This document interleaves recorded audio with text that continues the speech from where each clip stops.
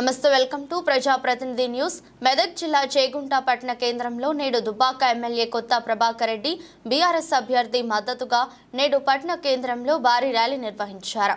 ఈ కార్యక్రమంలో మండలాధ్యక్షుడు నారాయణ రెడ్డి, జడ్పీటీసీ మదం శ్రీనివాస్, సర్పంచ్ మంచికట్ల శ్రీనివాస్, జిల్లా నాయకులు రంగయ్య గారి, రాజిరెడ్డి తనీషా, కొండల్ రెడ్డి, యాదగిరి, డిష్ రాజు, అలీ, రాయముద్దీన్, రాజగోపాల్, అన్నం రవి, సోమ సత్యనారాయణ, యాదగిరి సురేష్, కొండూరు సంతోష్ కుమార్, అల్లం Srikanth, social media convener ఊరడి Yadagiri, senior నాయకులు తదితరులు పాల్గొన్నారు. అన్ని గ్రామాల నుంచి విచ్చేసిన మా బీఆర్ఎస్ పార్టీ కుటుంబ సభ్యులకు అందరికీ కూడా నేను శిరస్సు వంచి నమస్కారాలు తెలుపుకుంటున్నాను. మన పెద్దలు రేపు విజయం సాధించబోయే మన ఎంపీ అభ్యర్థి వెంకట్రామరెడ్డి గారికి అందరం కూడా ఒకసారి తప్పట్లతో స్వాగతం చెప్పాలి. గడ్డ ఎప్పటికీ కూడా చేగుంటని మర్చిపోను. మరి ఖచ్చితంగా మీకు రుణపడి ఉంటా. మరి ఈ రోజు కూడా మళ్ళీ ఎలక్షన్లు వచ్చినాయి. ఎలక్షన్లు వచ్చినప్పుడు మరి చాలా మంది అభ్యర్థులు ఉంటారు. మరి మీరు అందరూ కూడా గమనించాలి. గతంలో మరి మనం కష్టపడ్డాం, 10 ఏళ్ళు పోరాటం చేసి, 15 సంవత్సరాలు పోరాటం చేసి తెలంగాణ తెచ్చుకున్నాం.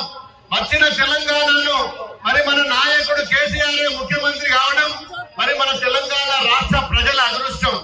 మరి ఎక్కడ కూడా 10 సంవత్సరాలు ఎవరికి ఇబ్బంది లేకుండా, మా రైతులకు ఇబ్బంది లేకుండా, అదే విధంగా గ్రామంలో ఉన్న ఎన్ని పథకాలు అయితే ప్రకటించిండో ఆ పథకాలు పూర్తి స్థాయిలో ఇచ్చిన ఘనత మరి మన గౌరవ కేసీఆర్ గారిది. మరి ఇప్పుడు మనం చూస్తున్నాం, ఎలక్షన్ కోసం నానా తిప్పలు పడి ఏదో విధంగా గద్దెనెక్కాలి, గద్దెనెక్కినాక ఏదైనా చేసుకోవచ్చని మరి ఇప్పటి ప్రభుత్వం ఏం చేస్తుందో మీ అందరికి తెలుసు.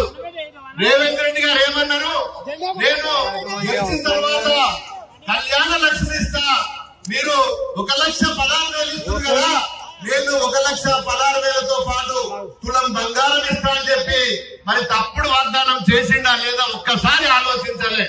చేసిండా? తులం బంగారం వచ్చిందా? అదే విధంగా మరి మహిళలందరికీ కూడా 2,500 రూపాయలు ఇస్తా అని చెప్పి మరి మహాలక్ష్మి పథకం ప్రకటించిండు. మరి ఎవరైనా ఏ మహిళ కన్నా వచ్చిందా ఆలోచించాలి. దేశంలో ఎన్ని అబద్ధాలు చెప్పిండు, అన్ని అబద్ధాలు మన ఇక్కడ చెప్పిండు. పాప మన అమ్మాయిలు నమ్మినం ఏదో ఒకటి అవుతారని చెప్పి మరి ఓట్లేసి గెలిపించినాం. మళ్ళీ మొన్న జనరల్ ఎలక్షన్లు ఏమైంది మీ అందరూ కూడా గమనించాలి.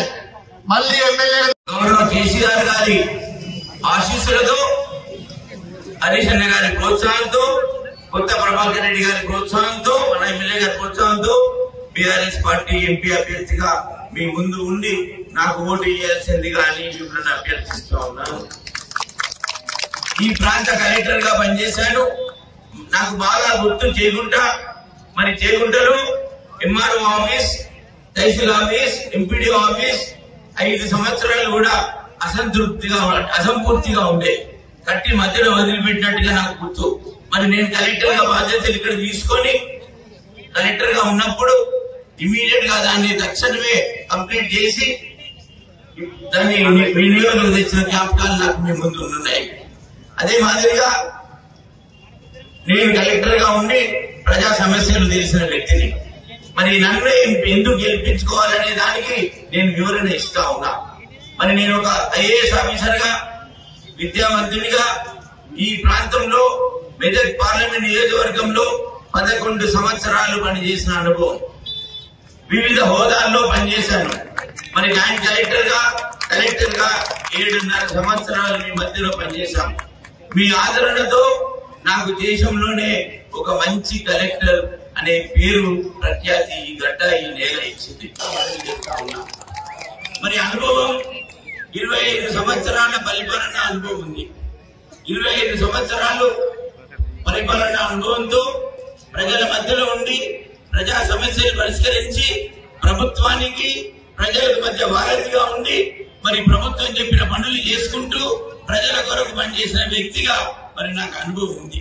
మరి ఆ అనుభవం ఉన్న నాకు పార్లమెంట్ లో అడుగుపెట్టినట్లయితే మీ అందరి ఆదరణతో, మీ అందరి ఆశీస్సులతో, మీరందరి ఓట్లతో నన్ను గెలిపించినట్లయితే పార్లమెంట్ లో ఖచ్చితంగా ఈ ప్రాంత అభివృద్ధికి, మన ప్రాంత ప్రజలకు, మనందరికి శ్రేయస్సు కొరకు నిరంతరం శ్రమిస్తానని చెప్పాను. వెంకటరామరెడ్డి ట్రస్ట్ కార్యక్రమాలు పెట్టి ఈ మన ప్రాంత ప్రజలకు నాకు మీ రుణం తీర్చుకోవడానికి మీ ఓటు నన్ను వేసి నన్ను ఆదరించి ఈ గడ్డ మెదక్ పార్లమెంట్ గడ్డ నన్ను మంచి కలెక్టర్ గా దేశవ్యాప్తంగా గుర్తింపు తెచ్చిన మీకు రుణం తీసుకోవాల్సిన బాధ్యత నాకుంది. మరి భగవంతుడు ఇచ్చిన విద్యను నేను మళ్ళీ 1000 మందికి 1000 కుటుంబాలకు విద్య ఇవ్వాల్సిన బాధ్యత నాకు ఇక్కడ ఉంది. దాని కొరకు నేను అధికారిగా ఉన్నప్పుడు ఎన్నో నిరుపేదకు ఉంది, మంచి మార్కులు వచ్చినాయి.